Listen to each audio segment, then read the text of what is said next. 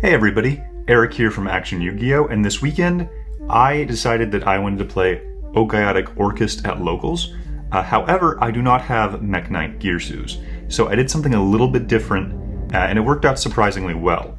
This is my Ogdoadic Orcust Invoked deck, and I ended up getting second place with it. So let's go ahead and get on into the deck profile. So I played 3 Nunu. Nunu lets you discard it to send a dark reptile, and then you can bring it back, but as long as it's on field, it locks you into reptiles. Then I played 2 Naya. It's the same as Nunu. You can discard it to send a light reptile. And then if it's normal summoned or special summoned, you can add an Ogdoadic spell or trap card. Then I played 1 Zoya. Zoya, discard 1, you can add it back to hand. Very useful, you can discard anything, and that comes up in some of the combos in this deck. Then I played 1 each of the 1 tributes. Your curse lets you tribute a monster you control to bring it back, and then bring back a level 4 or lower Ogdoadic. But it also lets your opponent bring back 1, but its effects are negated. And then Alarid lets you tribute 1, bring itself back. Your opponent can add a monster from their graveyard back to their hand, and you can add up to 2 banished cards back to your graveyard, but at least one of them needs, or you have to add exactly 2.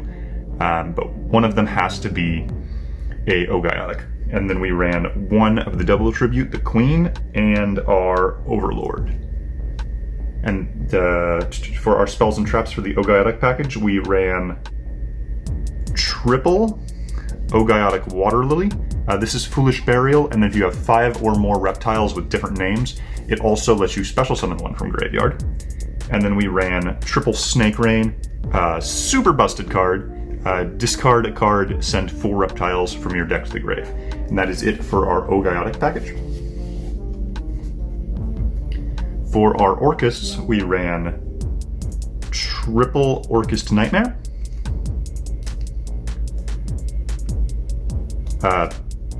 Banish it from graveyard, target a monster, increase the attack by the card that you send, and then send any Dark Machine. If you don't know what Orcusts do, Orcusts have been around for a long time though, so I'm not going to get too in-depth with what these do. Orcust Symbol Skeleton, Revive 1, and our World Wand, revive back 1 of your Orcusts from the banished back to the field. And we ran 1 Orcust Crescendo and 1 Orcust Babble. Counter trap and makes all of your Orcust quick effects. These are kind of the reasons to run this package. It lets you play through your opponent's Dark Ruler no more, stuff like that, so you don't just automatically lose to cards like that. And then for our last little package, we ran triple Alistair the Invoker, 1 Invocation, and 1 Magical Meltdown. So the point of this package is it lets you play through Nibiru. This deck does like to have a level 4 normal summon to go into King of the Feral Imps, and having Alistair means that you can also get a Mechaba and prevent hand traps after that point. So really good. If you open correctly with this deck, you can play through Nibiru, set up your entire board, and still be able to play even if your opponent Dark Rulers you, which is why I went ahead and ran all 3 strategies. For the other cards, we ran our Hand Trap, Triple Gamma, and 1 Driver. You do a lot of stuff before you ever commit to the board, so this is a really good package. It's also a light, so if your opponent doesn't stop it, you can fuse this from hand to go ahead and make your Mechaba.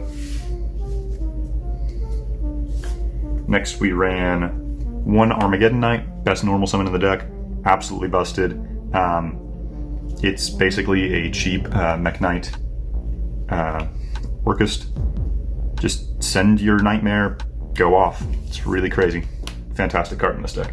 And our last monster is going to be 1 Gizmek Orochi. After you get all of your Ogdoadic stuff out of your deck, you can pretty much banish anything that's left in your deck and it won't hurt you at all. Just go ahead and get your Orcusts out of there, get your Ogdoadics out, and then just start playing from the graveyard with this card. It's also a level 8, so you can use it to make rank 8s.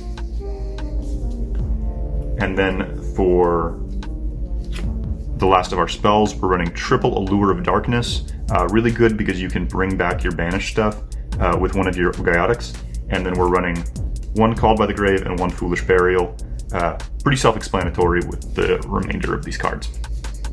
So for our extra deck, the first thing that I ran was a pretty hefty package of rank 8s. I ran number 97, number 100, number 38, and number 92. If you're confused as to why I'm calling these rank 8s, it's because number 97 can summon out any of these, and then it attaches one of them as a material. And it can do that from extra deck or from graveyard. So with number 97, if you say summon 38, get a 92 underneath it, and then your opponent gets rid of this, during your next turn you can summon out your number 100 and then place one of these from graveyard underneath it. That's why I went ahead and played 3 targets for number 97, so I can use it again on the additional turn if my opponent does not get rid of it. Next I played 1 AA Zeus.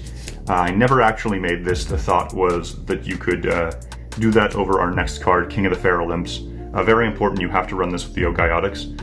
But the thought here was I could search a card with the King of the Feral Imps, and then go into our AA Zeus, wipe the field, and then combo off after that. But it did not come up. I still think it's worth running, but if you want to run other stuff, absolutely feel free to do that. The next card that I ran was the last of our Xyz here, double Dingrisu. I ran this for the Orcust package. You can also hard make this pretty often because it just takes 2 level 8s, but do know that you can only special summon this once per turn, so you can't use its alternative summoning condition or bring it back on the same turn. Its alternative summoning condition is that you can place it over a Orcust Link monster, which is why we ran our double Galatea. This also lets us set our field spell or our counter trap from deck. The other Link monster that we ran was 1 of this card. Really easy card, just place it over Alistair, and then you have your whole thing to summon our next card, which is double Mechaba. Not sure how I felt about 2 of this. I summoned 2 a lot, but this extra deck is really tight, so the first thing I'd probably cut is 1 of our Mechaba right here. I also ran 1 copy of the bigger fusion. Never actually made it. I could see actually cutting back on the Alistair and just running 1 of these, but I like the ability to go into a second one if you really need to. The last card in the extra deck is 1 copy of Omega. This is to make off of the Psy-Frame. Your Nunu can only special summon itself from graveyard if you control either an Ogdoadic or nothing. So if you use your Psy-Frame, you go into this, take something out of the opponent's hand, then you can make the Nunu again. For our side deck was pretty simple. I just wanted to be able to side out of one of the packages if I needed to. So the first card I ran was triple Ash Blossom. Easy swap out for pretty much anything. If I wanted to take out the Orcusts, I could take it out for this. If I wanted to take out the Invoked, I could take it out for this. Next card we ran was double Phantasme. Never actually ran into a matchup where I wanted to side this in, but it was an option.